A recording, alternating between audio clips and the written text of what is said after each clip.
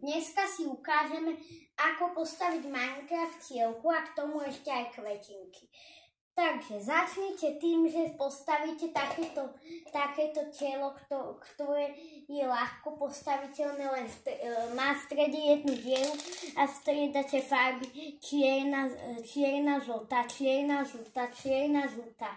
Takže takto dokážete spraviť základ vtielky. Potom k nej priložte druhú časť. Obráťte ju vrchom k týmto. Potom položte sem dve žlté kocky. Dajte sem takto takýto žltý sendvič z troch žltých kociek. Ale môže to byť aj normálna žltá kocka. Je mi to jedno. Sem dajte takto jednu kocku. A vo vtielke je tajná skrýša, do ktorej môžete niečo schovať. A ešte zostáva v vtielke už len pridať krídielka. Tie som postavil ľahko, postavil som ich z dvoch týchto. Krídielka sa dalo sklápať a odklápať. Z akých týchto? To si nepamätám. Z modrých kociek sú tieto a vzadu sú tieto otáčačky. A teraz ideme na kvetinu. Postavte si stolku, nechávam čas. Teraz zoberte klobúčik a dajte ho na vrch.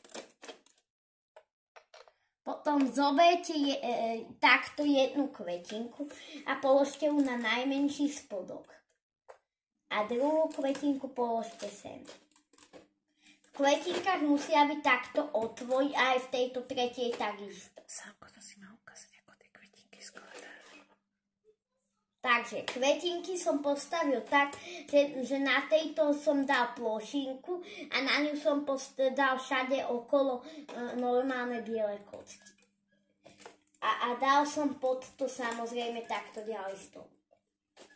A tuto som postavil to tak, že som sem dal dve dlhé biele kocky a navrch som dal okolo tiež takto maličké. Použite, čo máte. Použite, čo máte na kvetinky. Sem dajte takto tyčky a tuto okolo dajte takto kvetinku.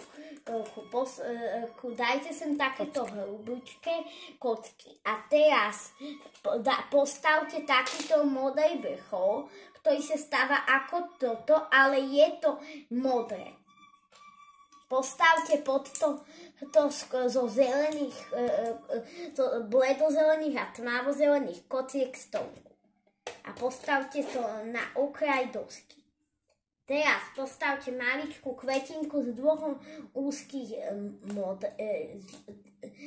dvoch úzkých zelených a návrh dajte polku dinosaurieho vajca.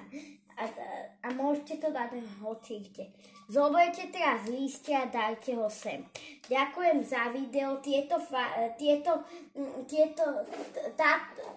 kvietky a včelička akoby prosili, aby ste ich upravili, prerobili. Je to na vás. Nebojte sa byť kreatívni a tešte sa na druhé video. Vypni.